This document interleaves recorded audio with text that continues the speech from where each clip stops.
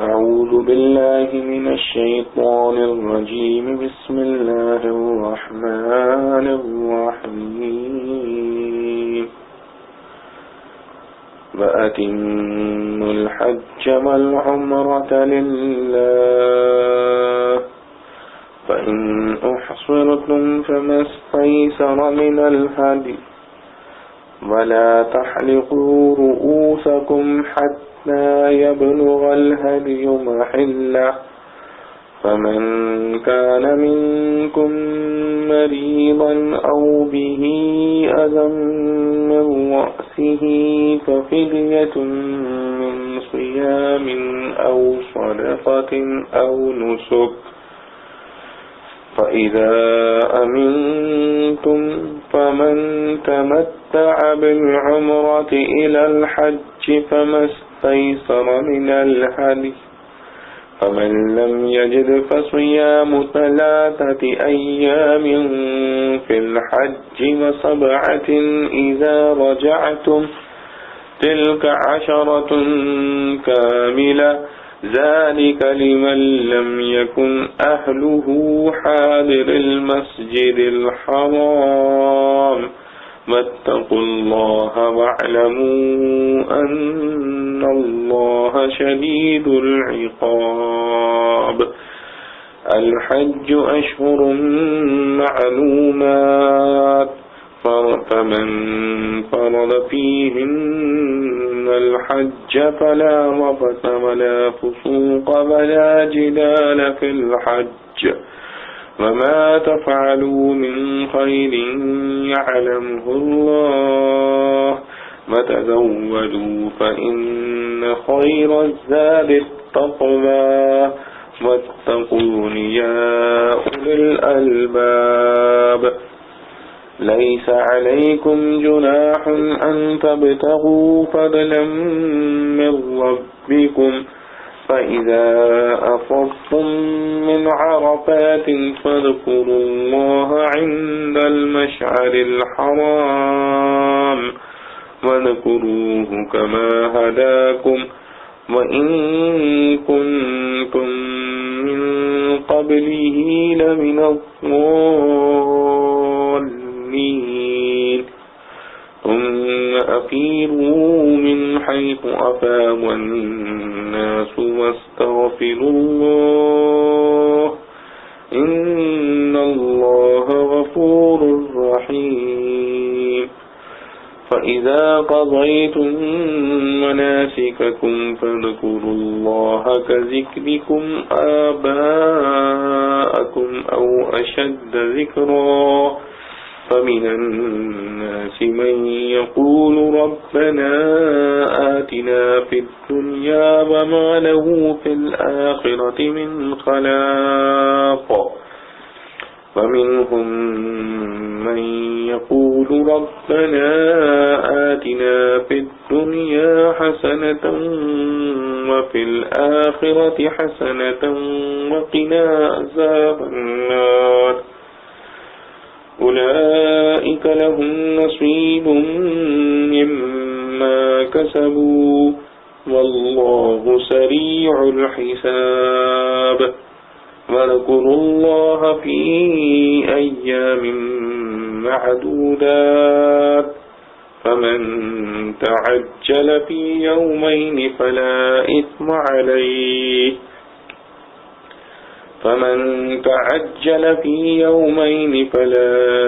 عليه ومن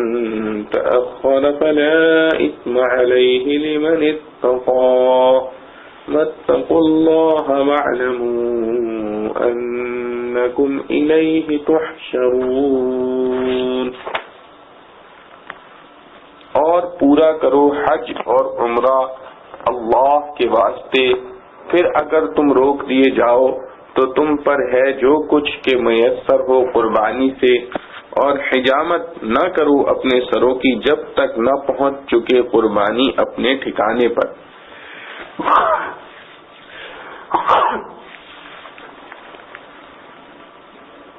پھر جو کوئی تم میں سے بیمار ہو یا اس کو تکلیف ہو سر کی تو بدلہ دیوے روزے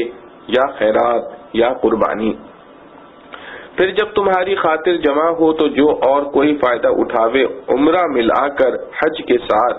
تو اس پر ہے جو کچھ میسر ہو قربانی سے۔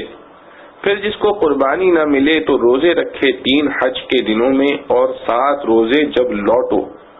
یہ 10 روزے ہوئے پورے۔ یہ حکم اس کے لیے ہے جس کے گھر والے نہ رہتے ہوں مسجد الحرام کے پاس۔ اور ڈرتے رہو اللہ سے اور جان لو کہ بے شک اللہ کا عذاب سخت ہے۔ حج کے مہینے ہیں معلوم، پھر جس شخص نے لازم کر لیا ان میں حج تو بے حجاب ہونا جائز نہیں عورت سے، اور نہ گناہ کرنا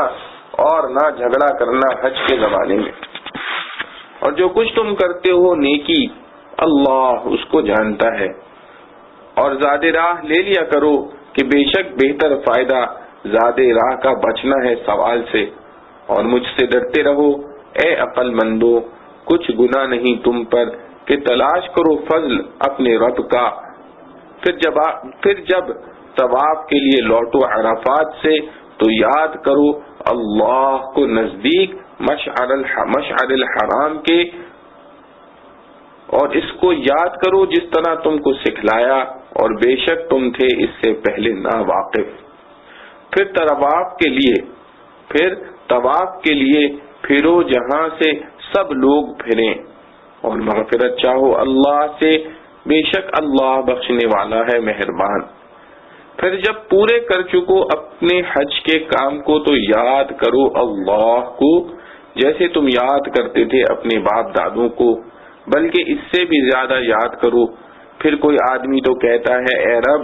ہمارے دے ہم کو دنیا میں اور اس کے لیے آخرت میں کچھ حصہ نہیں، اور کوئی ان میں کہتا ہے کہ اے رب ہمارے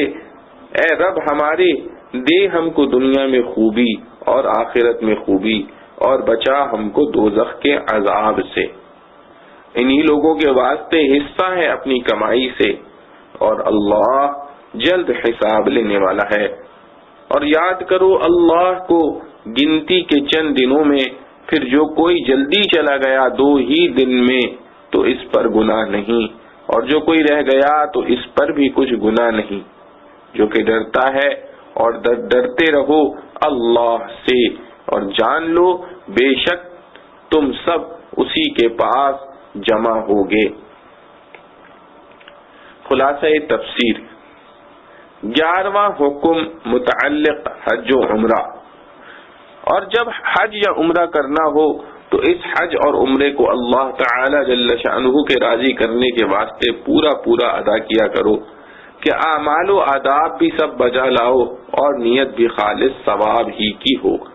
پھر اگر کسی دشمن کی جانب سے یا کسی مرض کے سبب سے حج و عمرہ کے پورا کرنے سے روک دیے جاؤ تو اس حالت میں یہ حکم ہے کہ قربانی کا جانور جو کچھ میسر ہو ذبح کرے، اور حج و عمرہ کی جو وضع اختیار کر رکھی ہے موقوف کرے۔ اس کو احرام کھولنا کہتے ہیں، جس کا طریقہ شرع میں سر منڈانا ہے اور بال کٹا دینے کا بھی یہی اثر ہے۔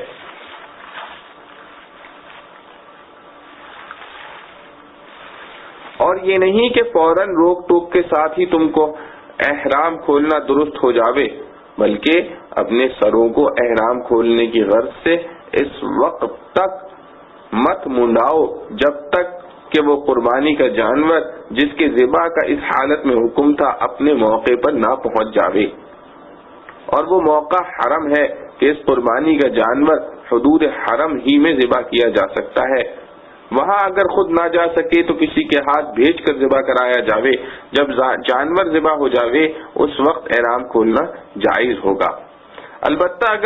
اگر کوئی تم میں سے کچھ بیمار ہو یا اس کے سر میں کچھ زخم یا درد یا جوموں وغیرہ کی تکلیف ہو اور اس بیماری یا تکلیف کی وجہ سے پہلے ہی سر منڈانے کی ضرورت پڑے تو اس کو اجازت ہے کہ وہ سر منڈا کر فدیہ یعنی اس کا شرعی بدلہ دے دے، یعنی خواتین روزے سے یا 6 مسکینوں کو فی مسکین صدقہ فطر کے برابر یعنی نصف سا گیہوں خیرات کے طور پر دے دینے سے یا 1 بکری ذبح کر دینے سے۔ پھر جب تم امن کی حالت میں ہو، خواہ تو پہلے ہی سے کوئی خوف و مزاحمت پیش نہیں آیا یا ہو کر جاتا رہا، تو اس صورت میں حج و عمرے کے متعلق قربانی کرنا ہر ایک کے ذمے نہیں ہے، بلکہ خاص جو شخص عمرے سے اس کو حج کے ساتھ ملا کر متنفع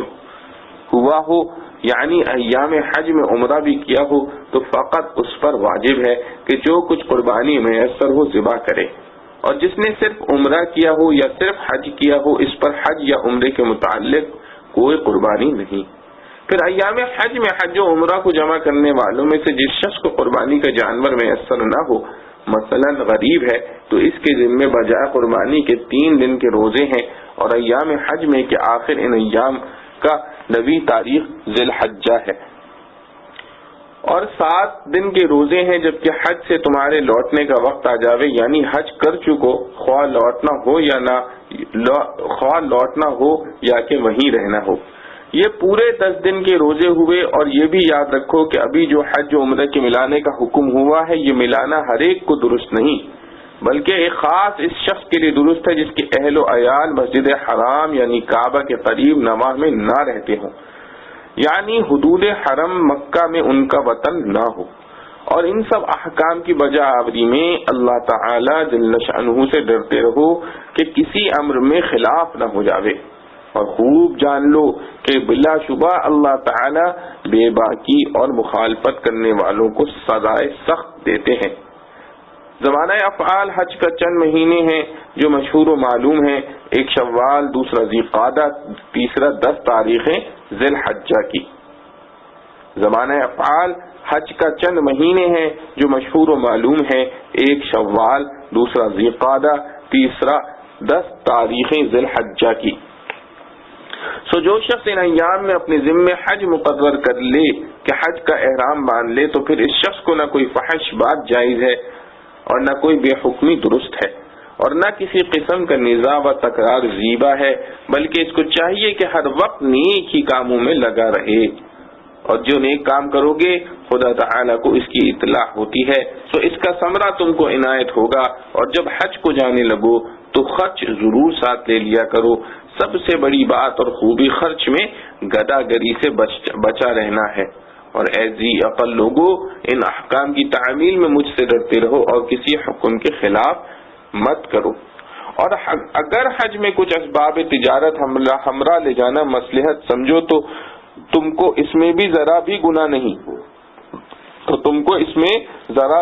نہیں کہ حج میں معاش کی تلاش کرو جو تمہاری قسمت میں تمہارے پروردگار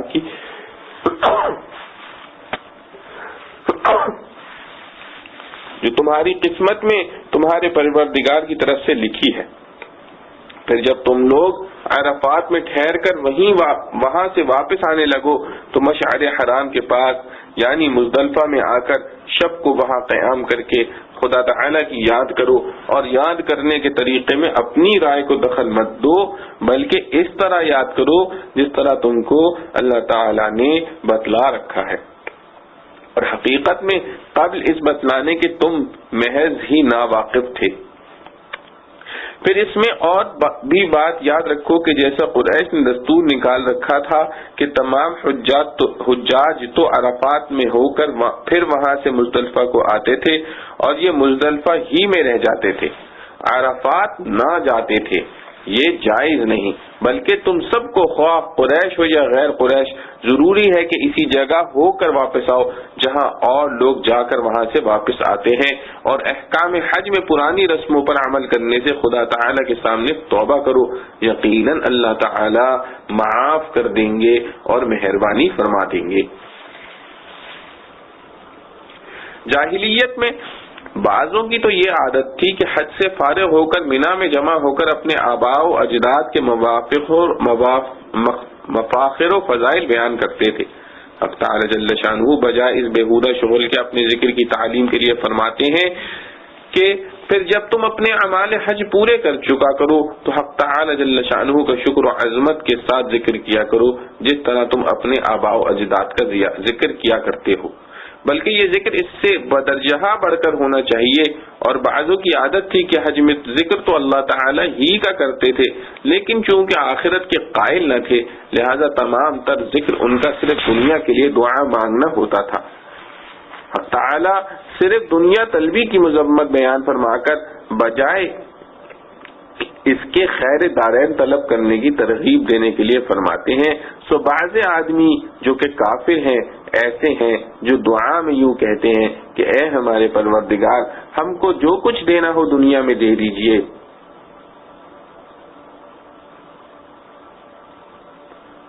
بس سو ان کو جو کچھ ملنا ہوگا دنیا ہی میں مل رہے گا، اور ایسے شخص کو آخرت میں بوجہ انکار آخرت کے کوئی حصہ نہ ملے گا۔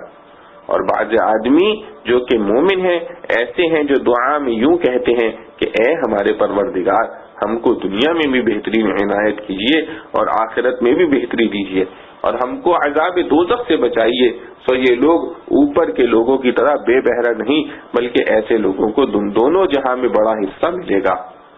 بدولت ان کے اس عمل یعنی طلب خیر دارین کے، اور اللہ تعالی جلد ہی حساب لینے والے ہیں، کیونکہ قیامت میں حساب ہوگا اور قیامت نزدیک آتی جاتی ہے۔ جب حساب جلدی ہونے والا ہے تو وہاں کی بہتری کو مت بھولو اور مینا میں خاص طریقے سے بھی اللہ تعالیٰ کا ذکر کرو کئی روز تک۔ وہ خاص طریقہ کنکریوں کا خاص 3 پتھروں پر ماننا ہے، اور وہ کئی روز 10ویں 11ویں 12ویں تاریخیں ذی الحجہ کی ہیں، یا 13ویں بھی کہ ان میں کنکریاں ماری جاتی ہیں۔ پھر جو شخص کنکریاں مار کر 10ویں تاریخ کے بعد 2 دن میں مکہ واپس آنے میں تعجیل کرے اس پر بھی کچھ گناہ نہیں، اور جو شخص ان 2 دن میں واپسی مکہ میں تاخیر کرے یعنی 12ویں کو نہ آوے بلکہ 13ویں کو آوے اس پر بھی کچھ گناہ نہیں۔ اور یہ سب باتیں اس شخص کے واسطے ہیں جو خدا سے ڈرے، اور نہ ڈرنے والے کو گناہ ثواب ہی سے غرض نہیں۔ اور اللہ تعالیٰ سے ڈرتے رہو اور خوب یقین رکھو کہ تم سب کو خدا ہی کے پاس جمع ہونا ہے۔ معارف و مسائل، احکام حج و عمرہ۔ ابواب البر جن کے بیان کا سلسلہ نصف سورہ بقرہ سے چل رہا ہے ان میں سے 11واں حکم حج کا ہے۔ حج کا تعلق چونکہ مکہ مکرمہ اور بیت اللہ یعنی کعبہ سے ہے، اس لیے اس کے متعلق کچھ مسائل تو قبلے کے بیان میں ضمنی طور پر سورہ بقرہ کی آیات 125 سے 128 تک وَإِذْ جَعَلْنَا الْبَيْتَ مَثَابًا سے شروع ہو کر وَأَرِنَا مَنَاسِكَنَا تک ذکر میں آ گئے ہیں۔ پھر بحث قبلہ کے ختم پر ایک آیت 158 ان الصفا والمروہ میں صفا مروہ کے درمیان سعی کرنے کا حکم بھی ضمنی طور پر بیان ہو چکا ہے۔ اب آیت نمبر 196 سے آیت نمبر 203 تک اتم الحج والعمرہ سے شروع ہو کر فمن تعجل فی یومین تک 8 آیات مسلسل حج و عمرے کے احکام و مسائل سے متعلق ہیں۔ حج با اجماع امت اسلام کے ارکان میں سے ایک رکن اور فرائض اسلام میں سے ایک فرض ہے، جس کی تاکید و اہمیت قرآن کریم کی بہت سی آیات اور بے شمار احادیث صحیحہ میں وارد ہوئی ہیں۔ جمہور کے قول کے مطابق حج کی فرضیت ہجرت کے تیسرے یعنی غزوہ احد کے سال میں سورہ آل عمران کی اس آیت 97 سے ہوتی ہے۔ وَلِلَّهِ عَلَى النَّاسِ حِجُّ الْبَيْتِ، اسی آیت میں فرضیت حج کی شرائط کا بیان اور باوجود قدرت ہونے کے حج نہ کرنے پر سخت وعید مذکور ہے۔ مذکور صدر 8 آیتوں میں سے پہلی آیت اتم الحج والعمرۃ للہ بے اتفاق مفسرین قصہ حدیبیہ میں نازل ہوئی جو سن 6 ہجری میں واقع ہوا ہے۔ اسی سے یہ معلوم ہو گیا کہ اس آیت کا مقصد حج کی فرضیت بتلانا نہیں، وہ پہلے بتلائی جا چکی ہے، بلکہ اس جگہ حج و عمرے کے کچھ خاص احکام بتلانا مقصود ہے۔ عمرے کا حکم، اور چونکہ سورہ آل عمران میں حج کا فرض ہونا مذکور ہے، اس میں صرف حج ہی کا ذکر ہے، عمرے کا نہیں، اور یہ آیت جس میں عمرے کا ذکر ہے اس میں اصل وجوب و فرضیت کا بیان نہیں بلکہ ذکر اس کا ہے کہ جب کوئی شخص حج یا عمرے کو بذریعہ احرام شروع کر دے تو اس کا پورا کرنا واجب ہو جاتا ہے، جیسا عام نفلی نماز اور روزے کا بھی حکم یہی ہے کہ شروع کرنے سے واجب ہو جاتے ہیں۔ اس لیے اس آیت سے یہ مسئلہ معلوم نہیں ہوتا کہ عمرہ واجب ہے یا نہیں، صرف یہ معلوم ہوتا ہے کہ کوئی شروع کر دے تو اس کا پورا کرنا واجب ہو جاتا ہے۔ ابن کثیر رحمۃ اللہ تعالی علیہ نے بحوالہ ترمذی، احمد، بیہقی حضرت جابر رضی اللہ عنہ سے نقل کیا ہے پھر انہوں نے رسول اللہ صلی اللہ علیہ وسلم سے سوال کیا کہ عمرہ واجب ہے؟ آپ صلی اللہ علیہ وسلم نے فرمایا واجب تو نہیں لیکن کر لو تو بہتر و افضل ہے۔ اس وجہ سے امام اعظم ابو حنیفہ رحمۃ اللہ علیہ، مالک رحمۃ اللہ علیہ وغیرہ کے نزدیک عمرہ واجب نہیں سنت ہے۔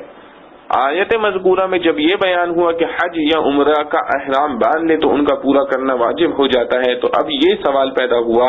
کہ اگر احرام باندھنے کے بعد کوئی مجبوری پیش آ جائے، حج و عمرہ ادا نہ کر سکیں تو کیا کریں؟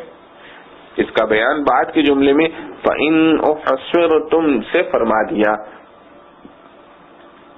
احرام کے بعد کوئی مجبوری پیش آئے، حج و عمرہ ادا نہ کر سکیں تو کیا کریں؟ یہ آیت چونکہ واقعہ حدیبیہ میں نازل ہوئی ہے، جس میں حضرت صلی اللہ علیہ وسلم اور صحابہ کرام رضوان اللہ مجمعین نے عمرے کا احرام باندھا ہوا تھا،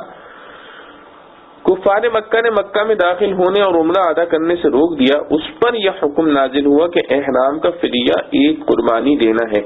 بکری، گائے، اونٹ وغیرہ کی جو آسان ہو، قربانی دے کر احرام کھول دیں، مگر ساتھ ہی اگلے جملے وَلَا تَحْلِقُوا رُؤُوسَكُمْ میں یہ بھی بتلا دیا کہ احرام کھولنا جس کی شرعی صورت سر کے بال منڈوانا یا کٹوانا ہے، اس وقت تک جائز نہیں جب تک محرم کی قربانی اپنے موقع پر پہنچ کر ذبح نہ ہو جائے۔ موقع پر پہنچنے سے مراد امام اعظم ابو حنیفہ رحمۃ اللہ علیہ کے نزدیک یہ ہے کہ حدود حرم میں پہنچ کر ذبح کی جائے، خود نہ کر سکیں تو کسی دوسرے سے کرا دیں۔ اس آیت میں مجبوری کی یہ صورت کہ کوئی دشمن حائل ہو جائے صراحتاً مذکور ہے۔ امام اعظم ابو حنیفہ رحمۃ اللہ علیہ اور بعض دوسرے ائمہ نے بیماری وغیرہ کی مجبوری کو بھی اس میں باشتراک علت داخل قرار دیا ہے، اور رسول اللہ صلی اللہ تعالی علیہ وسلم کے عملی بیان سے یہ امر بھی ثابت ہو گیا کہ مجبوری کی حالت میں قربانی دے کر احرام کھول دینا جائز ہے، مگر بعد میں قضا کرنا واجب ہے، جیسا کہ حضرت صلی اللہ علیہ وسلم اور صحابہ رضوان اللہ مجمعین نے اگلے سال عمرے کی قضا کی ہے۔ اس آیت میں سر منڈانے کو احرام کھولنے کی علامت قرار دیا گیا، جس سے ثابت ہوا کہ حالت احرام میں سر منڈانا یا بال کٹوانا ممنوع ہے۔ اس کی مناسبت سے اگلا حکم یہ بتلایا گیا کہ جو شخص حج و عمرہ کے افعال ادا کرنے سے تو مجبور نہیں، مگر حالت احرام میں کوئی مجبوری سر کے بال منڈوانے یا کٹوانے کی پیش آ جائے تو وہ کیا کرے؟ حالت احرام میں بال منڈانے پر کوئی مجبور ہو جاوے تو کیا کرے؟ فَمَنْ كَانَ مِنْكُمْ مَرِيضًا أَوْ بِهِ أَذًى مِّن رَأْسِهِ میں ارشاد فرمایا کہ اگر کسی بیماری کے سبب سر یا بدن کے کسی دوسرے حصے کے بال منڈانے کی مجبوری ہو یا سر میں جوئیں پیدا ہو کر تکلیف دے رہی ہوں تو ایسی صورت میں بال منڈانا بقدر ضرورت جائز ہے، مگر اس کا فدیہ اور بدلہ یہ ہے کہ روزے رکھے یا صدقہ دے یا قربانی کرے۔ قربانی کے لیے تو حدود حرم کی جگہ متعین ہے، روزے اور صدقے کے لیے کوئی جگہ متعین نہیں، ہر جگہ ادا کر سکتا ہے۔ قربانی کے لیے تو حدود حرم کی جگہ متعین ہے، روزے اور صدقے کے لیے کوئی جگہ متعین نہیں، ہر جگہ ادا کر سکتا ہے۔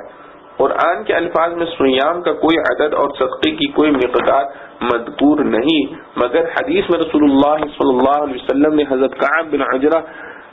رضی اللہ عنہ صحابی کی ایسی ہی حالت میں یہ فرمایا کہ 3 روزے رکھیں یا 6 مسکینوں کو آدھا سوا گندم کا بطور صدقہ دے دیں۔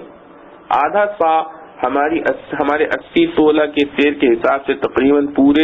تقریباً پونے 2 سیر گندم ہوتے ہیں، ان کی قیمت صدقہ کر دینا بھی کافی ہے۔ حج کے مہینوں میں حج و عمرے کے جمع کرنے کے احکام۔ اسلام سے پہلے عرب اہل جاہلیت کا خیال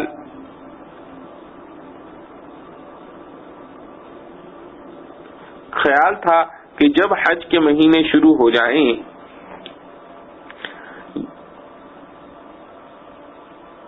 یعنی ماہ شوال شروع ہو جائے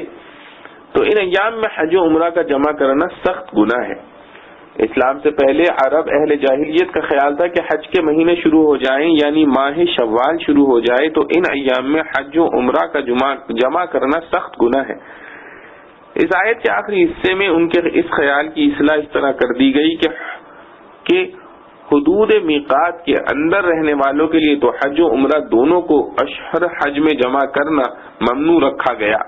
کیونکہ ان کو اشہر حج کے بعد دوبارہ عمرہ کرنے کے لیے سفر کرنا مشکل نہیں،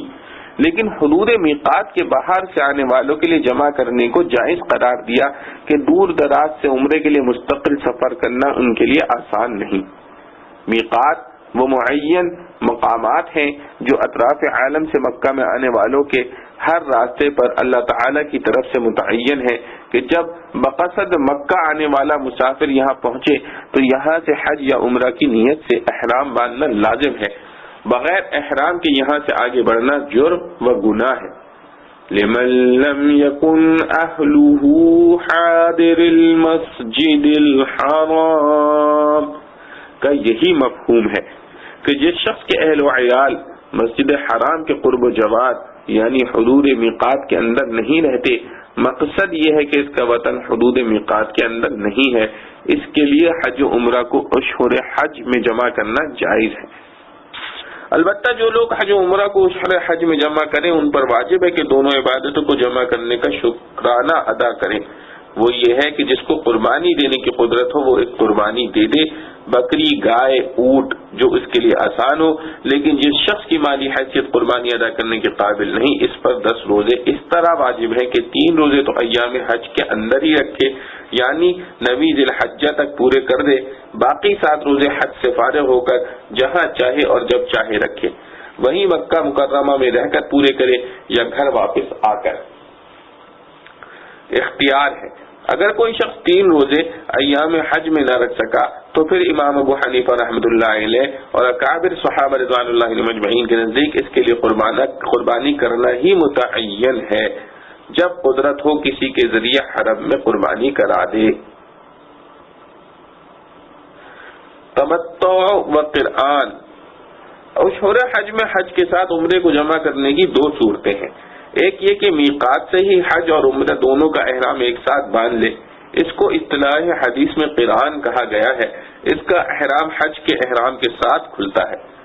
آخر ایام حج تک اس کو احرام ہی کی حالت میں رہنا پڑتا ہے۔ دوسرے یہ کہ میقات سے صرف عمرے کا احرام باندھے اور مکہ مکرمہ پہنچ کر عمرے کے افعال ادا کر کے احرام کھول دے، پھر 8ویں تاریخ ذی الحجہ کو مینا جانے کے وقت حج کا احرام حرم شریف کے اندر ہی باندھ لے، اس کو اصطلاح میں تمتع کہا جاتا ہے،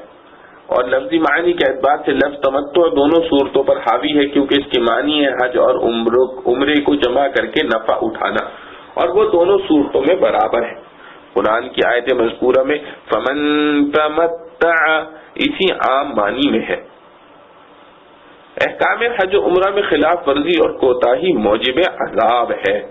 آخر آیت میں اول تقوی اختیار کرنے کا حکم دیا، جس کے معنی ہے اللہ تعالیٰ کے احکام کی خلاف ورزی سے ڈرنے اور بچنے کے۔ اس کے بعد فرمایا وَاعْلَمُوا أَنَّ اللَّهَ شَدِيدُ الْعِقَابِ،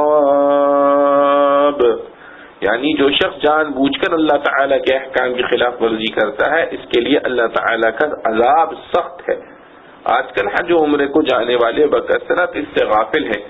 اول تو حج و عمرے کے احکام معلوم کرنے ہی کی پوری کوشش نہیں کرتے، پھر معلوم بھی ہو تو بکثرت ان کے مطابق عمل نہیں کرتے، غلط کار معلموں اور ساتھیوں کی بے پرواہی سے بہت سے واجبات تک چھوٹ جاتے ہیں، اور آداب و سنن کا تو کہنا کیا۔ اللہ تعالی سب کو اصلاح عمل کی توفیق عطا فرمائے۔ احکام حج کی 8 آیتوں میں سے دوسری آیت اور اس کے مسائل۔ الحج اشہر معلومات، اشہر شہر کی جمع ہے جس کے معنی ہے مہینہ۔ پچھلی آیت میں یہ بتلایا گیا تھا کہ جو کوئی حج یا عمرے کا احرام باندھے تو اس پر لازم آتا ہے کہ اس کے احکام پورے ادا کرے۔ ان دونوں میں عمرے کے لیے تو کوئی تاریخ اور مہینہ مقرر نہیں، سال بھر میں جب چاہیں کر سکتے ہیں، لیکن حج کے لیے مہینے اور اس کے افعال و اعمال کے لیے خاص تاریخیں اور اوقات مقرر ہیں۔ اس لیے اس آیت کے شروع میں یہ بتلا دیا کہ حج کا معاملہ عمرے کی طرح نہیں ہے، اس کے لیے کچھ مہینے مقرر ہیں جو معروف و مشہور ہیں۔ جاہلیت عرب سے لے کر زمانہ اسلام تک یہی مہینے حج کے مقرر رہے ہیں،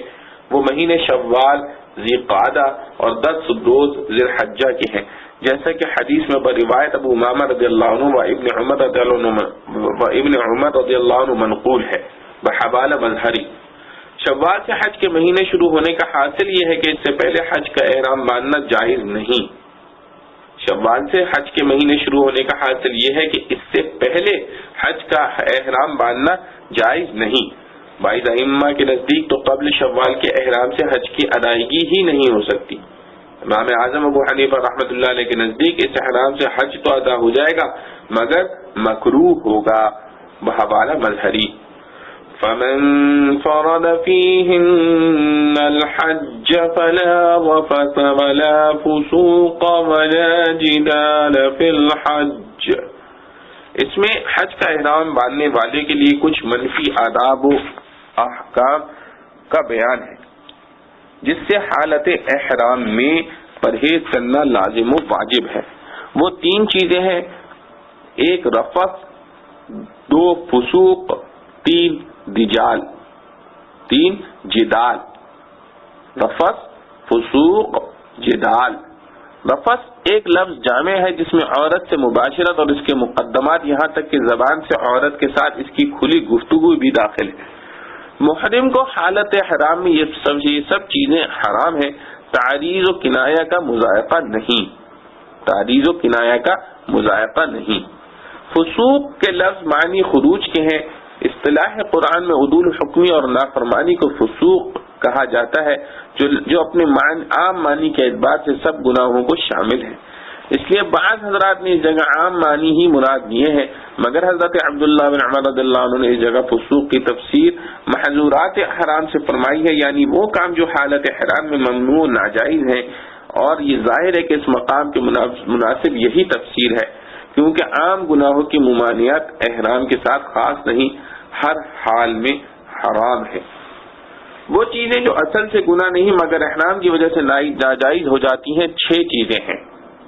اول، عورت کے ساتھ مباشرت اور اس کے تمام متعلقات یہاں کے کھلی گفتگو بھی۔ دوسرے، بری جانوروں کا شکار، خود کرنا یا شکاری کو بتلانا۔ تیسرے، بال یا ناخن کٹوانا۔ چوتھے، خوشبو کا استعمال۔ یہ 4 چیزیں تو مرد و عورت دونوں کے لیے حالت احرام میں ناجائز ہیں، باقی 2 چیزیں مردوں کے ساتھ خاص ہیں، یعنی سلے ہوئے کپڑے پہننا اور سر اور چہرے کو ڈھانپنا۔ امام اعظم ابو حنیفہ رحمۃ اللہ علیہ اور مالک رحمۃ اللہ علیہ کے نزدیک چہرے کو ڈھانپنا حالت احرام میں عورت کے لیے بھی ناجائز ہے، اس لیے یہ بھی مشترک محظورات احرام میں داخل ہے، مشترک محظورات احرام میں شامل ہے۔ ان 6 چیزوں میں پہلی یعنی عورت سے مباشرت وغیرہ اگرچہ فسوق میں داخل ہے، لیکن اس کو فسوق سے پہلے الگ کر کے لفظ رفث اس لیے بتلا دیا کہ احرام میں اس سے اجتناب سب سے زیادہ اہم ہے، کیونکہ دوسرے محظورات احرام کا تو کوئی بدلہ اور کفارہ بھی ہو جاتا ہے، اور مباشرت کی بعض صورتیں ایسی بھی ہیں کہ اگر ان میں کوئی مبتلا ہو جائے تو حج ہی فاسد ہو جاتا ہے، اس کا کوئی کفارہ بھی نہیں ہو سکتا۔ مثلا وقوف عرفات سے پہلے بیوی سے صحبت کر لی تو حج فاسد ہو گیا، اس کا جرمانہ بھی گائے یا اونٹ کی قربانی سے دینا پڑے گا اور اگلے سال پھر حج کرنا پڑے گا۔ اس مزید اہمیت کی بنا پر اس کو فلا و فصا کے لفظ سے مستقلاً بیان فرما دیا۔ جدال کے معنی ایک دوسرے کو پچھاڑنے کی کوشش کے ہیں، اس لیے سخت قسم کے جھگڑے کو جدال کہا جاتا ہے۔ یہ لفظ بھی بہت عام ہے اور بعض حضرات مفسرین نے عام ہی معنی مراد لیے ہیں، اور بعض حضرات نے مقام حج و احرام کی مناسبت سے اس جگہ جدال کے معنی یہ لیے ہیں کہ جاہلیت عرب کے لوگ مقام وقوف میں اختلاف رکھتے تھے۔ کچھ لوگ عرفات میں وقوف کرنا ضروری سمجھتے تھے جیسا کہ حقیقت ہے، اور کچھ مزدلفہ میں وقوف ضروری کہتے تھے، عرفات میں جانے کو ضروری نہیں سمجھتے تھے، اور اسی کو موقف ابراہیم علیہ السلام قرار دیتے تھے۔ اسی طرح اوقات حج کے معاملے میں بھی اختلاف تھا، کچھ لوگ ذی الحجہ میں حج کرتے تھے اور کچھ ذی القعدہ ہی میں کر لیتے تھے، اور پھر ان معاملات میں باہمی نزاعات اور جھگڑے ہوتے تھے، ایک دوسرے کو گمراہ کہتا تھا۔ قرآن کریم نے لا جدال فرما کر ان جھگڑوں کا خاتمہ فرمایا، اور جو بات حق تھی کہ وقوف فرض عرفات میں اور پھر وقوف واجب مزدلفہ میں کیا جائے اور حج صرف ذی الحجہ کے ایام میں کیا جائے، اس کا اعلان کر کے اس کے خلاف جھگڑا کرنے کو ممنوع کر دیا۔ اس تفسیر و تقریر کے لحاظ سے اس آیت میں صرف محظورات احرام کا بیان ہوا۔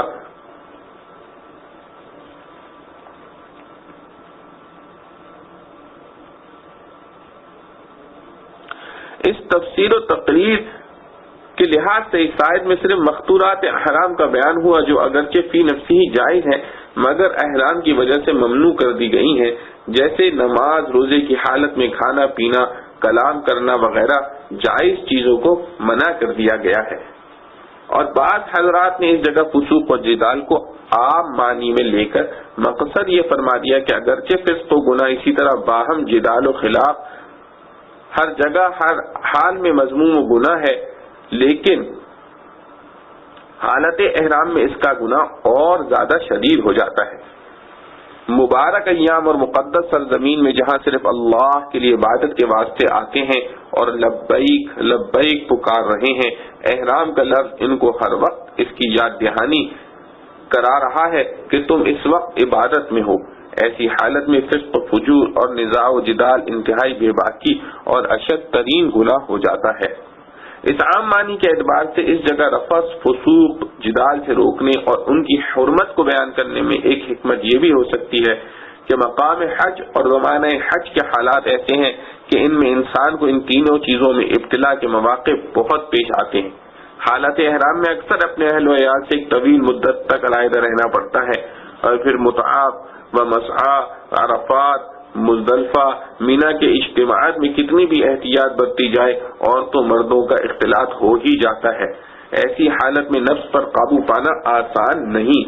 اس لیے سب سے پہلے رفث کی حرمت کا بیان فرمایا۔ اسی طرح اس عظیم الشان اجتماع میں چوری وغیرہ دوسرے گناہوں کے مواقع بھی بے شمار پیش آتے ہیں، اس لیے لا فسوقہ کی ہدایت فرما دی۔ اسی طرح سفر حج میں اول سے آخر تک بے شمار مواقع اس کے بھی پیش آتے ہیں کہ رفقائے سفر اور دوسرے لوگوں سے جگہ کی تنگی اور دوسرے اسباب کی بنا پر جھگڑا لڑائی ہو جائے، اس لیے لا جدال کا حکم دیا گیا۔ بلاغت قرآن۔ اس آیت میں فلا رفث ولا فسوق ولا جدال کے لفظ الفاظ نفی کے الفاظ ہیں کہ یہ سب چیزیں حج میں نہیں ہیں، حالانکہ مقصود ان چیزوں سے نہیں اور ممانعت کرنا ہے، حالانکہ مقصود ان چیزوں سے نہیں اور ممانعت کرنا ہے، جس کا مقتضا یہ تھا کہ لا ترفثوا ولا تفسقوا ولا تجادلوا کہا جاتا، مگر یہاں نہیں کی جگہ نفی کے الفاظ رکھ کر اس طرف اشارہ فرمایا دیا کہ ان افعال کی حج میں کوئی گنجائش اور تصور ہی نہیں۔ وَمَا تَفْعَلُوا مِنْ خَيْرٍ يَعْلَمُهُ اللَّهُ۔ محظورات و ممنوعات احرام بیان فرمانے کے بعد آخر میں اس جملے میں یہ ہدایت دی گئی کہ حج کے مبارک ایام اور مقدس مقامات میں تو صرف یہی نہیں کہ محظورات اور گناہوں سے بچو، بلکہ غنیمت جان کر عبادت و ذکر اللہ اور نیک کاموں میں لگے رہو۔ تم جو بھی نیک کام کرو گے وہ اللہ کے علم میں ہے اور تمہیں اس پر بڑے انعامات ملیں گے۔ وَتَزَوَّدُوا فَإِنَّ خَيْرَ الزَّادِ التَّقْوَىٰ۔ اس میں ان لوگوں کی اصلاح ہے جو حج و عمرے کے لیے بے سر و سامانی کے ساتھ نکل کھڑے ہوتے ہیں اور دعویٰ یہ کرتے ہیں کہ ہم اللہ پر توکل کرتے ہیں، پھر راستے میں بھیک مانگنا پڑتی ہے یا خود بھی تکلیف اٹھاتے ہیں اور دوسروں کو بھی پریشان کرتے ہیں۔ ان کی ہدایت کے لیے حکم ہوا کہ سفر حج کے لیے ضروریات سفر ساتھ لینا چاہیے۔ یہ توکل کے منافی نہیں، بلکہ توکل کی حقیقت یہی ہے کہ اللہ تعالیٰ کے دیے ہوئے اسباب و وسائل کو اپنے مقدور کے مطابق حاصل اور جمع کرے، پھر اللہ پر توکل کرے۔ رسول کریم صلی اللہ علیہ وسلم سے توکل کی یہی تفسیر منقول ہے۔ بالکل ترک اسباب کا نام توکل رکھنا جہالت ہے۔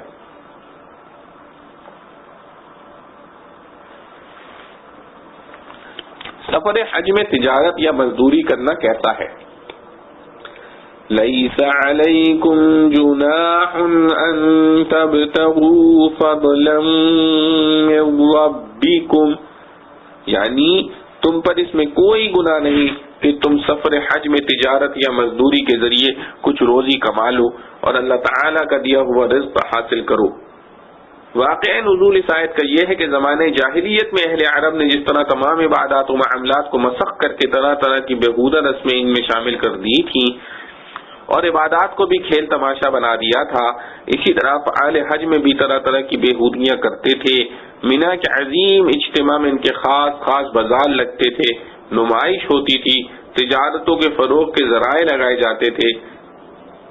اسلام آیا اور حج مسلمانوں پر فرض کیا گیا تو ان تمام بےہودہ رسموں کا قلع قبا کیا گیا۔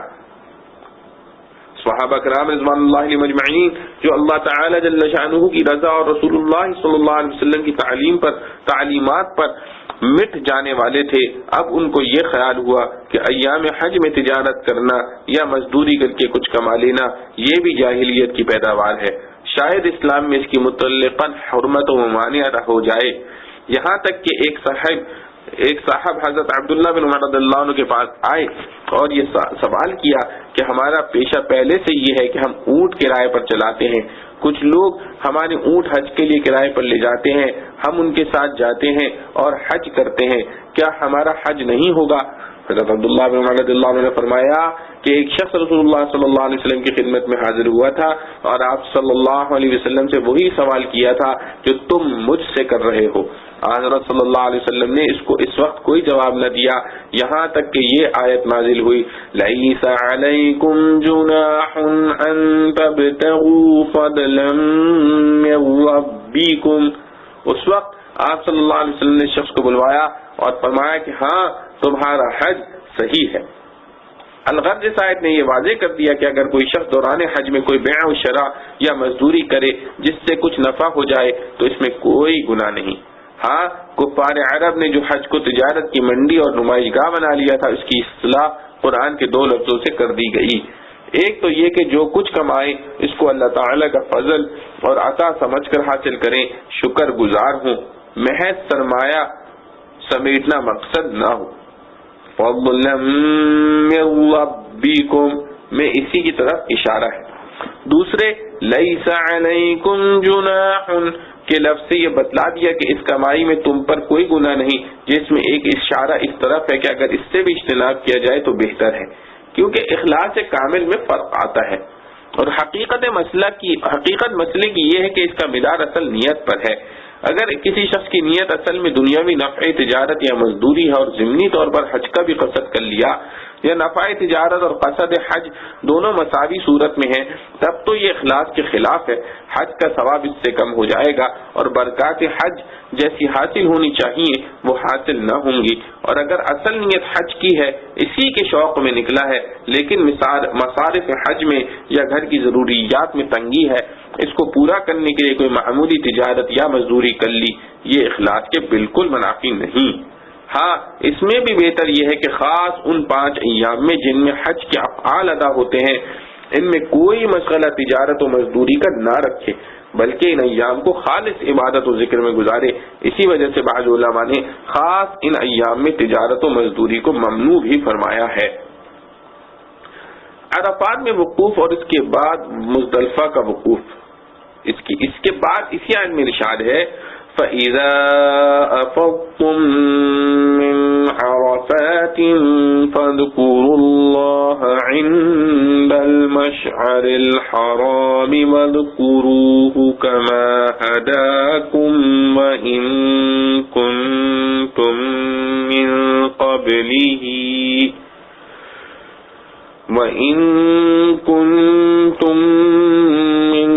قَبْلِهِ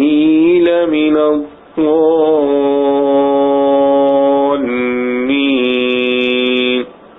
یعنی پھر جب تم عرفات سے واپس آنے لگو تو مشعر حرام کے پاس خدا تعالی کی یاد کرو اور اس طرح یاد کرو جس طرح تم کو بتلا رکھا ہے، اور حقیقت میں اللہ تعالی کے بتلانے سے پہلے تم محض ہی نا واقف تھے۔ اس میں بتلایا گیا ہے کہ عرفات سے واپسی میں رات کو مزدلفہ میں قیام اور اس کا خاص ذکر واجب ہے۔ عرفات لفظاً جمع ہے اور ایک خاص میدان کا نام ہے جس کے حدود 4 معروف و مشہور ہیں۔ یہ میدان حرم سے خارج واقع ہوا ہے۔ حجاج کو اس میں پہنچنا اور زوال آفتاب سے مغرب تک یہاں قیام کرنا حج کا اہم ترین فرض ہے، جس کے فوت ہونے کا کوئی کفارہ اور فدیہ نہیں ہو سکتا۔ عرفات کو عرفات کہنے کی بہت سی وجوہ بتلائی جاتی ہیں، ان میں واضح یہ ہے کہ اس میدان میں انسان کو اپنے رب کی معرفت اور بذریعہ عبادت و ذکر اللہ تعالی جل شانہ کا قرب حاصل کرنا ہے،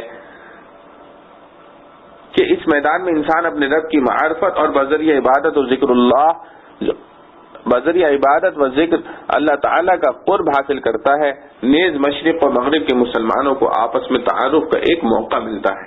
ارشاد قرآنی میں اس کی تاکید فرمائی ہے کہ عرفہ کے دن بعد مغرب عرفات سے واپس ہوتے ہوئے مشعر حرام کے پاس ٹھہرنا چاہیے۔ مشعر حرام ایک پہاڑ کا نام ہے جو مزدلفہ میں واقع ہے۔ مشعر کے معنی شعار اور علامات کے ہیں اور حرام بمعنی محترم و مقدس کے ہے۔ معنی یہ ہے کہ یہ پہاڑ شعار اسلام کی اظہار کے لیے ایک مقدس مقام ہے۔ اس کے آس پاس کے میدان کو مزدلفہ کہتے ہیں۔ اس میدان میں رات گزارنا اور مغرب و عشاء دونوں نمازوں کو ایک وقت میں مزدلفہ میں پڑھنا واجب ہے۔ مشعر حرام کے پاس اللہ تعالیٰ کو یاد کرنا اگرچہ ہر طرح کے ذکر اللہ کو شامل ہے، مگر خصوصیت ہے دونوں نمازوں کو ایک وقت یعنی مغرب کو عشاء کے ساتھ ادا کرنا اس جگہ کی مخصوص عبادت ہے۔ آیت کے جملے وَاذْكُرُوهُ كَمَا هَدَاكُمْ میں شاید اسی کی طرف اشارہ ہے کہ اللہ تعالیٰ جل شانہ نے اپنی یاد اور ذکر کے لیے جو طریقہ بتلایا ہے اسی طرح اس کو یاد کرو، اپنی رائے اور قیاس کو اس میں دخل نہ دو، کیونکہ رائے اور قیاس کا مقتضا تو یہ تھا کہ مغرب کی نماز مغرب کے وقت میں پڑھی جاتی، عشاء کی عشاء کے وقت میں، لیکن اس روز اس مقام پر حق تعالیٰ کو یہی پسند ہے کہ مغرب کی نماز مؤخر کی جائے، اس کو عشاء کے ساتھ پڑھا جائے۔ ارشاد قرآنی وَاذْكُرُوهُ كَمَا هَدَاكُمْ سے ایک اور بھی اصولی مسئلہ نکل آیا کہ ذکر اللہ اور عبادت میں آدمی خود مختار نہیں کہ اللہ تعالیٰ کو جس طرح چاہے یاد کرے اور جس طرح چاہے اس کی عبادت کرے، بلکہ ذکر اللہ اور ہر عبادت کے خاص آداب ہیں اور ان کے موافق ادا کرنا ہی عبادت ہے، اس کے خلاف کرنا جائز نہیں، اور اس میں کمی بیشی یا مقدم و مؤخر کرنا، خواہ اس میں ذکر اللہ کی کچھ زیادتی بھی ہو، وہ اللہ تعالیٰ کو پسند نہیں۔ نفلی عبادات اور صدقہ و خیرات وغیرہ میں جو لوگ بلا دلیل شرعی اپنی طرف سے کچھ خصوصیات اور اضافے کر لیتے ہیں اور ان کی پابندی کو ضروری سمجھ لیتے ہیں، حالانکہ اللہ اور اس کے رسول صلی اللہ تعالی علیہ وسلم نے اس کو ضروری قرار نہیں دیا اور ان افعال کے نہ کرنے والوں کو خطاوار سمجھتے ہیں، اس آیت نے ان کی غلطی کو واضح کر دیا کہ وہ اہل جاہلیت کی سی عبادت ہے کہ اپنی رائے و قیاس سے عبادت کی صورتیں گھڑ رکھی تھی اور چند رسموں کا نام عبادت رکھ لیا تھا۔ اس کے بعد تیسری آیت میں ارشاد ہے أَفِيضُوا مِنْ حَيْثُ أَفَاضَ النَّاسُ وَاسْتَغْفِرُوا اللَّهَ إِنَّ اللَّهَ غَفُورٌ رَحِيمٌ، یعنی پھر تم سب کو ضروری ہے کہ اسی جگہ ہو کر واپس آؤ جہاں اور لوگ جا کر واپس آتے ہیں، اور اللہ تعالیٰ کے سامنے توبہ کرو، یقیناً اللہ تعالیٰ معاف کر دیں گے اور مہربانی فرما دیں گے۔ اس جملے کا شان نزول یہ ہے کہ قریش عرب جو بیت اللہ کے محافظ و مجاور تھے اور سارے عرب میں ان کا اقتدار مسلم تھا اور ان کی ایک ممتاز حیثیت تھی، زمانہ جاہلیت میں وہ اپنی امتیازی شان بنانے کے لیے حرکت کرتے تھے اور سب لوگ تو عرفات کو جاتے اور وہاں وقوف کر کے واپس آتے تھے، یہ لوگ راستے میں مزدلفہ کے اندر ہی ٹھہر جاتے تھے اور کہتے تھے کہ ہم چونکہ بیت اللہ اور حرم کے مجاور ہیں اس لیے حدود حرم سے باہر جانا ہمارے لیے مناسب نہیں، مزدلفہ حدود حرم کے اندر ہے اور عرفات اس سے خارج، یہ بہانہ کر کے مزدلفہ ہی میں قیام کر لیتے اور وہیں سے واپس آ جایا کرتے تھے، اور در حقیقت وجہ اس ہیلے بہانے کی اپنا فخر و غرور اور عام لوگوں سے ممتاز ہو کر رہنا تھا۔ حق تعالیٰ کے اس فرمان نے ان کی غلط کاری واضح فرما دی اور ان کو حکم دیا کہ تم بھی وہیں جاؤ جہاں سب لوگ جاتے ہیں، یعنی عرفات میں، اور پھر وہیں سے سب کے ساتھ واپس آؤ۔ اول تو عام انسانوں سے اپنے آپ کو ممتاز کر کے رکھنا خود ایک متکبرانہ فعل ہے جس سے ہمیشہ ہی پرہیز لازم ہے، خصوصاً حج کے ایام میں جہاں لباس، احرام اور پھر قیام و مقام کی یکسانیت کے ذریعے اسی کا سبق دینا ہے کہ انسان سب برابر ہیں، امیر و غریب یا عالم و جاہل یا بڑے چھوٹے کا یہاں کوئی امتیاز نہیں۔ حالت احرام میں یہ امتیازی شان بنانا اور بھی زیادہ جرم ہے۔ انسانی مساوات کا ذریع سبق اور اس کی بہترین عملی صورت۔ اس ارشاد قرآنی سے اصول معاشرت کی ایک اہم بات یہ معلوم ہوئی کہ رہن سہن، قیام و مقام میں بڑوں کو چاہیے کہ چھوٹوں سے الگ ممتاز ہو کر نہ رہیں، بلکہ مل جل کر رہیں کہ اس میں باہمی اخوت و ہمدردی اور محبت و تعلق پیدا ہوتا ہے اور امیر و غریب کی تفریق مٹتی ہے، مزدور و سرمایہ دار کی جنگ ختم ہو جاتی ہے۔ رسول اللہ صلی اللہ علیہ وسلم نے اپنے آخری حج کے خطبے میں اس کو خوب واضح کر کے ارشاد فرمایا کہ کسی عربی کو عجمی پر یا گورے کو کالے پر کوئی فضیلت نہیں، فضیلت کا مدار تقوی اور اطاعت خداوندی پر ہے۔ اسی لیے جو لوگ ان کے خلاف مزدلفہ میں قیام کر کے اپنی ممتاز حیثیت بنانا چاہتے تھے، ان کے اس فعل کو گناہ قرار دے کر ان پر لازم کیا کہ اپنے اس گناہ سے توبہ و استغفار کریں کہ اللہ تعالیٰ ان کی خطائیں معاف فرما دیں اور اپنی رحمت فرما دیں۔ رسوم جاہلیت کی اصلاح، مینا میں فضول اجتماعات کی ممانعت۔ چوتھی، پانچویں اور چھٹی آیت میں چند رسوم جاہلیت کی اصلاح کی گئی ہے۔ ایک تو یہ کہ عرب زمانے جاہلیت میں عرفات و مزدلفہ اور طواف و قربانی سے فارغ ہو کر جب مینا میں قیام کرتے تھے تو ان کی مجلسیں صرف اس کام کے لیے ہوتی تھی کہ مشاہدے منعقد کریں اور ان میں اپنے مفاخر اور اپنے آباء و اجداد کے مفاخر اور کارناموں کا بیان کریں۔ ان کی مجلسیں ذکر اللہ سے یکسر خالی ہوتی تھیں۔ ان مبارک ایام کو ایسی لغو اور فضول چیزوں میں ضائع کرتے تھے، اس لیے ارشاد ہوا کہ جب تم اپنے افعال احرام کو پورا کر چکو اور مینا میں قیام کرو تو وہاں رہ کر اللہ تعالیٰ کو یاد کرو، اپنے آباء و اجداد کو یاد کرنا اور خصوصاً ان کے جھوٹے سچے مفاخر اور کارناموں کا بیان کرنا چھوڑو۔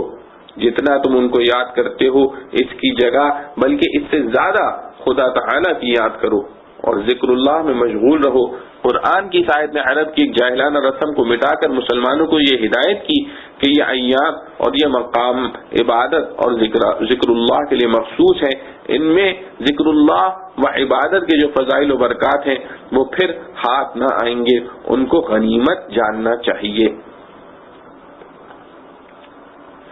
علاوہ ازیں حج ایک ایسی عبادت ہے جو عموماً سفر طویل کی مشقت،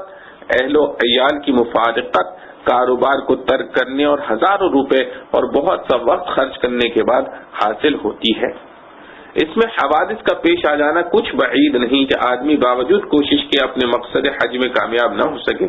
جب اللہ تعالیٰ جل شانہ نے اپنے فضل سے تمام موانع ہٹا کر آپ کے مقصد میں کامیاب فرمایا اور فرائض حج پورے ہو گئے تو یہ مقام شکر ہے جس کا اقتضا یہ ہے کہ اور زیادہ اللہ تعالیٰ کے ذکر میں مشغول رہو۔ ان اوقات کو فضول اجتماعات اور فضول کلام یا کلام میں ضائع نہ کرو۔ اہل جاہلیت ان اوقات میں اپنے آباء و اجداد کے تذکرے کرتے تھے جن کا کوئی نفع دین و دنیا میں نہ تھا۔ تم اس کی جگہ اللہ کا ذکر کرو جو نور ہی نور اور نفع ہی نفع ہے، دنیا کے لیے بھی آخرت کے لیے بھی۔ آج کل اگرچہ مسلمانوں میں وہ رسم جاہلیت تو نہیں رہی کہ مشاعرے قائم کریں اور آباء و اجداد کے تذکرے کریں، لیکن آج بھی ہزاروں مسلمان ہیں جو ان ایام کو فضول اجتماعات میں، فضول دعوتوں اور تفریحات میں صرف کرتے ہیں۔ یہ آیت ان کی تنبیہ کے لیے کافی ہے۔ بعض حضرات مفسرین نے اس آیت کی تفسیر میں فرمایا کہ تم اللہ تعالیٰ کو ایسا یاد کرو جیسے بچپن میں اپنے باپ کو یاد کرتے ہیں کہ ان کا سب سے پہلا اور سب سے زیادہ کلام یا اب ہوتا ہے۔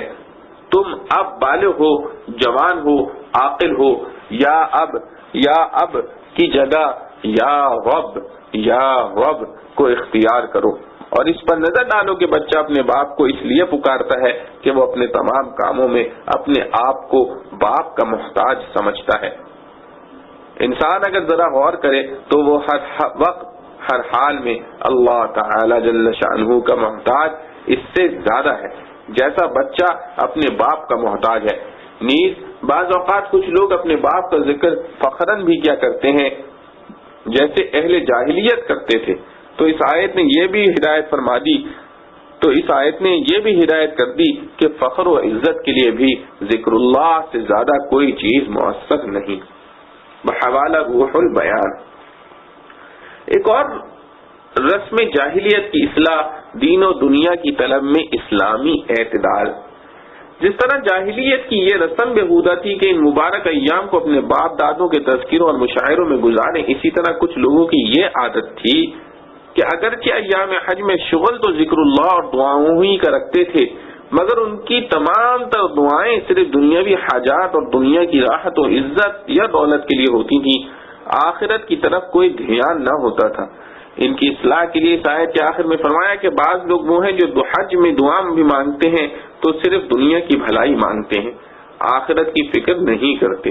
ایسے لوگوں کا آخرت میں کوئی حصہ نہیں، کیونکہ ان کے اس طرز عمل سے معلوم ہوا کہ فریضہ حج بھی انہوں نے محض رسماً ادا کیا ہے یا دنیا میں فخر و وجاہت حاصل کرنے کے لیے کیا ہے۔ اللہ تعالیٰ کو راضی کرنا اور آخرت میں نجات حاصل کرنا ان کے پیش نظر ہے ہی نہیں۔ اس جگہ یہ بات بھی قابل نظر ہے کہ صرف دنیاوی دعا مانگنے والوں کا ذکر اس آیت میں اس طرح کیا گیا ہے کہ وہ کہتے ہیں ربنا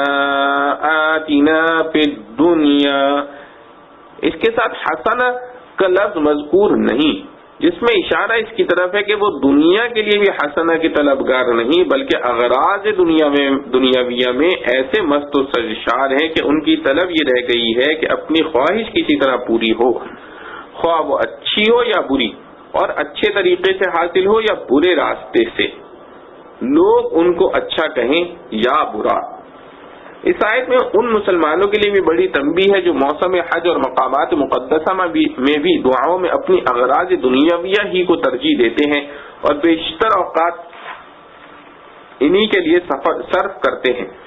اور اگر ہمارے حالات کا جائزہ لیا جائے تو ثابت ہوگا کہ بہت سے دولت مند لوگ یہاں بھی جو وظائف اور دعائیں کرتے ہیں یا بزرگوں سے کراتے ہیں، ان میں بکثرت لوگ ایسے ہیں کہ ان کی غرض ان تمام وظائف و دعاؤں سے بھی صرف دولت کی ترقی، تجارت میں برکت، اغراض دنیاویہ میں کامیابی ہوتی ہے۔ وہ بہت سے وظائف اور نوافل پڑھ کر یہ بھی سمجھنے لگتے ہیں کہ ہم بہت عبادت گزار ہیں، لیکن وہ حقیقت میں ایک طرح کی دنیا پرستی ہے۔ بہت سے حضرات زندہ بزرگوں سے اور وفات یافتہ اولیاء اللہ سے بڑا تعلق رکھتے ہیں، لیکن اس تعلق کا بھی بڑا مقصد یہ ہوتا ہے کہ ان کی دعا یا تعویذ سے ہمارے کام نکلیں گے، دنیا کی آفات دور ہوں گی، مال میں برکت ہوگی۔ ایسے لوگوں کے لیے بھی اس آیت میں خاص ہدایت ہے۔ معاملہ اللہ تعالیٰ کے ساتھ ہے جو علیم و خبیر ہے۔ ہر شخص کو اپنے اعمال کا جائزہ لینا چاہیے کہ وظائف و نوافل اور دعا و درود سے اور حج و زیارت سے اس کی نیت کیا ہے۔ اس آیت کے آخری حصے میں کم نصیب محروم القسمت لوگوں کا تذکرہ کرنے کے بعد حق تعالی جل شانہ نے نیک اور مقبول بندوں کا ذکر اس طرح فرمایا ہے، وَمِنْهُمْ مَنْ يَقُولُ رَبَّنَا آتِنَا فِي الدُّنْيَا حَسَنَةً وَفِي الْآخِرَةِ حَسَنَةً وَقِنَا عَذَابَ النَّارِ۔ یعنی ان میں کچھ لوگ ایسے بھی ہیں جو اپنی دعاؤں میں اللہ تعالی سے دنیا کی بھلائی اور بہتری بھی مانگتے ہیں اور آخرت کی بہتری بھی، اور عذاب جہنم سے پناہ مانگتے ہیں۔ اس لفظ میں حسنہ تمام ظاہری اور باطنی خوبیوں اور بھلائیوں کو شامل ہے۔ مثلا دنیا کی حسنہ میں بدن کی صحت، اہل و عیال کی صحت، رزق حلال میں وسعت و برکت، دنیاوی ضروریات کا پورا ہونا، اعمال صالحہ، اخلاق محمودہ، علم نافع، عزت و وجاہت، عقائد کی درستی، صراط مستقیم کی ہدایت، عبادات میں اخلاص کامل سب داخل ہیں، اور آخرت کی حسنہ میں جنت اور اس کی بے شمار اور لازوال نعمتیں اور اللہ تعالیٰ کی رضا اور اس کا دیدار، یہ سب چیزیں شامل ہیں۔ الغرض، یہ دعا ایک ایسی جامع ہے کہ اس میں انسان کے تمام دنیاوی اور دینی مقاصد آ جاتے ہیں۔ دنیا و آخرت دونوں جہاں میں راحت و سکون میسر آتا ہے۔ آخر میں خاص طور پر جہنم کی آگ سے پناہ کا بھی ذکر ہے۔ یہی وجہ ہے کہ رسول کریم صلی اللہ علیہ وسلم بکثرت یہ دعا مانگا کرتے تھے، ربنا آتنا فی الدنیا حسنۃ وفی الآخرۃ حسنۃ وقنا عذاب النار۔ اور حالت طواف میں خصوصیت کے ساتھ یہ دعا مسنون ہے۔ اس آیت میں ان جاہل درویشوں کی بھی اصلاح کی گئی ہے جو صرف آخرت ہی کی دعا مانگنے کو عبادت جانتے ہیں اور کہتے ہیں کہ ہمیں دنیا کی کوئی پرواہ نہیں ہے، کیونکہ در حقیقت یہ ان کا دعویٰ غلط اور خیال خام ہے۔ انسان اپنی وجود اور بقا اور عبادت و طاعت میں سب میں ضروریات دنیاوی کا محتاج ہے۔ وہ نہ ہو تو دین کا بھی کوئی کام کرنا مشکل ہے۔ اس لیے انبیاء علیہ السلام کی سنت یہ ہے کہ جس طرح وہ آخرت کی بھلائی اور بہتری اللہ تعالیٰ سے مانگتے ہیں، اسی طرح دنیا کی بھلائی اور آسائش بھی طلب کرتے ہیں۔ جو شخص دنیاوی حاجات کے لیے دعا مانگنے کو زہد و بزرگی کے خلاف سمجھے، وہ مقام انبیاء علیہ السلام سے بے خبر اور جاہل ہے۔ ہاں، صرف دنیاوی حاجات ہی کو مقصد زندگی نہ بنائے، اس سے زیادہ آخرت کی فکر کرے اور اس کے لیے دعا مانگے۔ آیت کے آخر میں اسی دوسرے طبقے کا جو کہ اپنی دعاؤں میں دنیا و آخرت دونوں کی بھلائی مانگتا ہے، انجام ذکر کیا گیا ہے کہ ان کے صحیح اور نیک عمل اور دعاؤں کا نتیجہ ان کو دنیا و آخرت میں ملے گا۔ اس کے بعد ارشاد ہے واللہ سریع الحساب، یعنی اللہ جلد حساب لینے والا ہے، کیونکہ اس کا علم محیط اور قدرت کاملہ کے لیے ساری مخلوقات کے ایک ایک فرد اور پھر اس کی عمر بھر کے اعمال کا حساب لینے میں ان آلات و ذرائع کی ضرورت نہیں جس کا انسان محتاج ہے، اس لیے وہ بہت جلد ساری مخلوقات کا حساب لے لیں گے اور ان پر جزا و سزا مرتب فرمائیں گے۔ مینا میں 2 یا 3 دن کا قیام اور ذکر اللہ کی تاکید۔ 8ویں آیت جو اس جگہ احکام حج کی آخری آیت ہے، اس میں حجاج کو ذکر اللہ کی طرف متوجہ کر کے ان کے مقصد حج کی تکمیل اور آئندہ زندگی کو درست رکھنے کی ہدایت اس طرح فرمائی گئی ہے وَاذْكُرُوا اللَّهَ فِي أَيَّامٍ مَّعْدُودَاتٍ، یعنی اللہ کو یاد کرو گنتی کے چند دنوں میں۔ ان چند دنوں سے مراد ایام تشریق ہیں جن میں ہر نماز کے بعد تکبیر کہنا واجب ہے۔ آگے ایک مسئلے کی وضاحت کی گئی کہ مینا میں قیام اور جمرات پر کنکریاں مارنا کب تک ضروری ہے۔ اس میں اہل جاہلیت کا اختلاف رہا کرتا تھا۔ بعض لوگ 13ویں تاریخ ذی الحجہ تک مینا میں قیام اور جمرات پر رمی کرنے کو ضروری سمجھتے تھے، اس سے پہلے 12ویں کو واپس آ جانے کو ناجائز اور ایسا کرنے والوں کو گناہگار کہا کرتے تھے۔ اسی طرح دوسرے لوگ 12ویں تاریخ کو چلے آنا ضروری سمجھتے اور 13ویں تک ٹھہرنے کو گناہ جانتے تھے۔ اس آیت میں ان دونوں کی اصلاح اس طرح کر دی گئی کہ فَمَن تَعَجَّلَ فِي يَوْمَيْنِ فَلَا إِثْمَ عَلَيْهِ وَمَن تَأَخَّرَ فَلَا إِثْمَ عَلَيْهِ، یعنی جو شخص عید کے بعد صرف 2 دن مینا میں قیام کر کے واپس آ جائے اس پر بھی کوئی گناہ نہیں، اور جو تیسرے دن تک مؤخر کرے اس پر بھی کوئی گناہ نہیں۔ یہ دونوں فریق جو ایک دوسرے کو گناہگار کہتے ہیں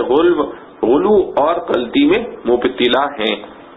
صحیح یہ ہے کہ حجاج کو دونوں صورتوں میں اختیار ہے، جس پر چاہے عمل کریں۔ ہاں، افضل و اولا یہی ہے کہ تیسرے دن تک ٹھہریں۔ فقہا نے فرمایا ہے کہ جو شخص دوسرے دن غروب آفتاب سے پہلے مینا سے چلا آیا اس پر تیسرے دن کی رمی واجب نہیں، لیکن اگر آفتاب مینا میں غروب ہو گیا پھر تیسرے دن کی رمی کرنے سے پہلے وہاں سے واپس آنا جائز نہیں رہتا۔ البتہ تیسرے دن کی رمی میں یہ رعایت رکھی گئی ہے کہ وہ زوال آفتاب سے پہلے صبح کے بعد بھی ہو سکتی ہے۔ مینا سے واپسی کا اور اس میں حجاج کو اختیار دینے کا ذکر فرمانے کے بعد جو کچھ کہا گیا کہ دوسرے دن واپس آ جائے تو کچھ گناہ نہیں اور تیسرے دن واپس آ جائے تو کچھ گناہ نہیں، یہ سب اس شخص کے لیے ہے جو اللہ تعالی سے ڈرنے والا اور اس کے احکام کی پابندی کرنے والا ہے، کیونکہ در حقیقت حج اسی کا ہے، جیسا قرآن میں دوسری جگہ ارشاد ہے انما یتقبل اللہ من المتقین، یعنی اللہ تعالیٰ عبادت انہی کی قبول کرتا ہے جو اللہ تعالیٰ سے ڈرنے والے اور اطاعت الشعار بندے ہیں۔ اور جو شخص حج سے پہلے بھی گناہوں میں ملوث تھا اور حج کے اندر بھی بے پرواہی سے کام لیتا رہا، حج کے بعد بھی گناہوں سے پرہیز نہ کیا، تو اس کو اس کا حج کوئی فائدہ نہ دے گا، اگرچہ اس کا حج فرض ادا ہو گیا، ترک حج کا مجرم نہیں رہا۔ آخر میں ارشاد فرمایا وَاتَّقُوا اللَّهَ وَاعْلَمُوا أَنَّكُمْ إِلَيْهِ تُحْشَرُونَ، یعنی ڈرتے رہو اللہ تعالی سے اور یقین کرو کہ تم سب اللہ کے پاس جمع ہونے والے ہو، وہ تمہارے کھلے ہوئے اور چھپے ہوئے اعمال کا حساب لیں گے اور ان پر جزا و سزا دیں گے۔ احکام حج جو اوپر کی آیات میں بیان کیے گئے ہیں، یہ جملہ در حقیقت ان سب کی روح ہے۔ اس کے معنی یہ ہے کہ خاص ایام حج میں جبکہ اعمال حج میں مشغول ہو، اس وقت بھی اللہ تعالی سے ڈرو، احکام حج میں کوئی کوتاہی نہ کرو اور بعد میں بھی اپنے حج پر مغرور نہ ہو، بلکہ اللہ تعالی سے ڈرتے رہو اور گناہوں سے اجتناب کرو، کیونکہ وزن اعمال کے وقت انسان کے گناہ اس کے نیک اعمال کو کھا جائیں گے، نیک اعمال کا اثر اور وزن ظاہر نہ ہونے دیں گے۔ عبادت حج کے متعلق حدیث میں ہے کہ جب انسان حج سے فارغ ہو کر آتا ہے تو اپنے سابقہ گناہوں سے ایسا پاک صاف ہو جاتا ہے جیسے وہ ماں کے پیٹ سے آج پیدا ہوا ہے۔ اس لیے خاص طور سے حجاج کو آئندہ کے لیے تقویٰ کی ہدایت کی گئی کہ پچھلے گناہوں سے پاک ہو چکے ہو، آگے احتیاط رکھو تو دنیا و آخرت کی بھلائی تمہارے لیے ہے، ورنہ جو شخص حج کے بعد پھر گناہوں میں مبتلا ہو گیا تو پچھلے گناہوں کی معافی اس کو کوئی خاص کام نہ آئے گی، بلکہ علماء نے فرمایا ہے کہ حج مقبول کی علامت یہ ہے کہ اپنے حج سے اس طرح واپس آئے کہ اس کا دل دنیا کی محبت سے فارغ اور آخرت کی طرف راغب ہو۔ ایسے شخص کا حج مقبول اور گناہ معاف ہیں اور دعا اس کی مقبول ہے۔ دوران حج میں جگہ جگہ انسان اللہ تعالیٰ سے اطاعت و فرمانبرداری کا معاہدہ اس کے بیت کے سامنے کرتا ہے۔ اگر حج کرنے والے اس کا دھیان رکھیں تو اس معاہدے کے پورا کرنے کا آئندہ اہتمام میسر آ سکتا ہے۔ ایک بزرگ فرماتے ہیں کہ میں حج سے واپس آیا تو اتفاقاً میرے دل میں ایک گناہ کا وسوسہ پیدا ہوا، مجھے غیب سے آواز آئی کہ کیا تو نے حج نہیں کیا؟ یہ آواز میرے اور اس گناہ کے درمیان ایک دیوار بن گئی، اللہ تعالی نے مجھے محفوظ فرما دیا۔ ایک ترکی بزرگ جو مولانا جامی رحمۃ اللہ علیہ کے مرید تھے، ان کا حال یہ تھا کہ ہمیشہ اپنے سر پر ایک نور کا مشاہدہ کیا کرتے تھے۔ وہ حج کو گئے اور فارغ ہو کر واپس آئے تو یہ کیفیت بجائے بڑھنے کے بالکل سلب ہو گئی۔ اپنے مرشد مولانا جامی رحمۃ اللہ علیہ سے اس کا تذکرہ کیا تو انہوں نے فرمایا کہ حج سے پہلے تمہارے اندر تواضع و انکسار تھا، اپنے آپ کو گناہگار سمجھ کر اللہ تعالی کے سامنے الحاح جاری کرتے تھے، حج کے بعد تم اپنے آپ کو نیک اور بزرگ سمجھنے لگے، اس لیے یہ حج ہی تمہارے لیے غرور کا سبب بن گیا، اسی وجہ سے یہ کیفیت زائل ہو گئی۔ احکام حج کے ختم پر تقویٰ کی تاکید میں ایک راز یہ بھی ہے کہ حج ایک بڑی عبادت ہے، اس کے ادا کرنے کے بعد شیطان عموماً انسان کے دل میں اپنی بڑائی اور بزرگی کا خیال ڈالتا ہے جو اس کے تمام عمل کو بیکار کر دینے والا ہے۔ اس لیے خاتمہ کلام میں فرمایا کہ جس طرح حج سے پہلے اور حج کے اندر اللہ تعالی سے ڈرنا اور اس کی اطاعت لازم ہے، اسی طرح حج کے بعد اس سے زیادہ اللہ تعالی سے ڈرنے اور گناہوں سے پرہیز کا اہتمام کرتے رہو کہ کہیں یہ کی کرائی عبادت ضائع نہ ہو جائے۔ اللهم وفقنا لما تحب وترضى من القول والفعل والنية وآخر دعوانا أن الحمد لله رب العالمين۔